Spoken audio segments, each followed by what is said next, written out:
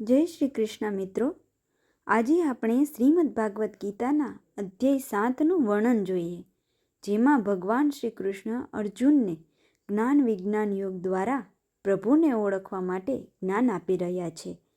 મિત્રો, આ પુરુષોત્તમ માસમાં ગીતા ભાગવત પાઠનું અનેરું મહત્ત્વ છે. તો ચાલો આપણે પણ અધ્યાય 7નું શ્રવણ કરીએ. અને વિડીયો પસંદ આવે તો લાઇક, શેર અને સબસ્ક્રાઈબ જરૂર કરો, જેથી આગામી વિડીયોની માહિતી તમારા સુધી તુરંત પહોંચી શકે. ભગવદ્ ગીતાનો 7મો અધ્યાય જ્ઞાન વિજ્ઞાન યોગ તરીકે ઓળખાય છે. આ અધ્યાયમાં શ્રી કૃષ્ણ અર્જુનને પોતાના પરમ તત્વ, ભક્તિ, માયા અને ભગવાનને ઓળખવાની સાચી રીત વિશે ઊંડું જ્ઞાન આપે છે. અધ્યાય 7 જ્ઞાન વિજ્ઞાન યોગ પ્રારંભ. કુરુક્ષેત્રના યુદ્ધ મેદાનમાં અર્જુન હજુ પણ આધ્યાત્મિક શંકાઓમાં છે.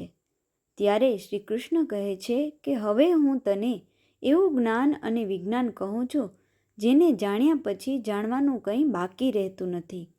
મુખ્ય વિષયોનું સંપૂર્ણ વર્ણન. ભગવાનને સંપૂર્ણ રીતે જાણવાનો માર્ગ. શ્રી કૃષ્ણ કહે છે, હે અર્જુન, મનને મારા પર સ્થિર રાખ અને ભક્તિથી યોગ કર. પછી તું મને સંપૂર્ણ રીતે જાણી શકીશ.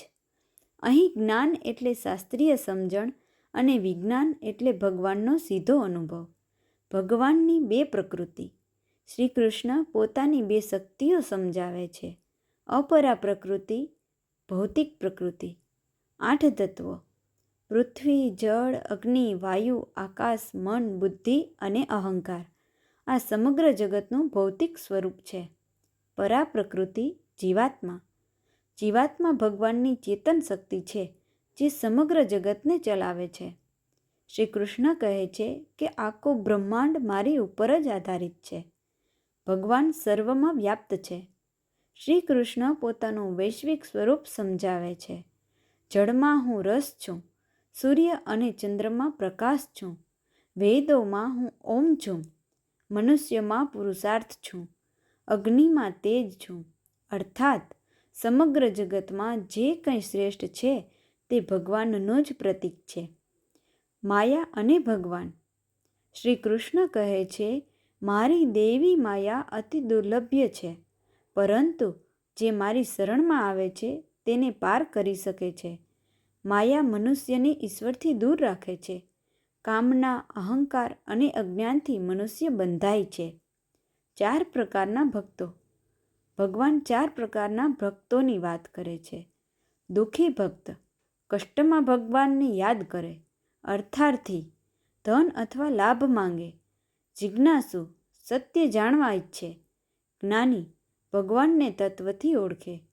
શ્રી કૃષ્ણ કહે છે, જ્ઞાની ભક્ત મને અત્યંત પ્રિય છે, કારણ કે તે નિસ્વાર્થ પ્રેમ કરે છે. અન્ય દેવતાઓની ઉપાસના. શ્રી કૃષ્ણ સમજાવે છે કે લોકો પોતાની ઈચ્છાઓ માટે વિવિધ દેવતાઓની ઉપાસના કરે છે, પરંતુ તે શક્તિ અને ફળ અંતે ભગવાન પાસેથી જ મળે છે. અજ્ઞાનથી ભગવાનને ન ઓળખી શકવું. લોકો ભગવાનને માનવી સ્વરૂપમાં જોઈને તેમને સામાન્ય મનુષ્ય સમજે છે, કારણ કે તેઓ યોગમાયા દ્વારા ઢંકાયેલા છે.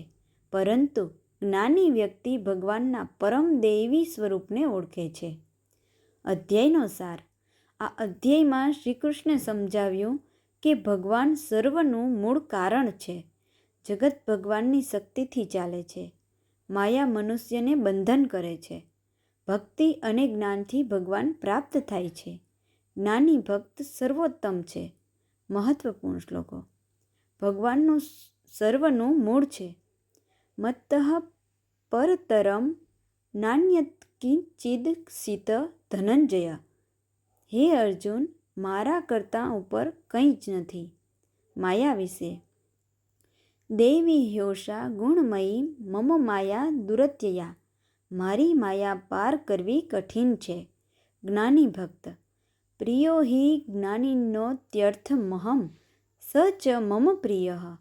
જ્ઞાની મને અત્યંત પ્રિય છે. આધ્યાત્મિક સંદેશ. અધ્યાય 7 શીખવે છે કે માત્ર બાહ્ય પૂજા પૂરતી નથી. ભગવાનને તત્વથી ઓળખવું અને નિસ્વાર્થ ભક્તિ કરવી એ જીવનનું સાચું લક્ષ્ય છે.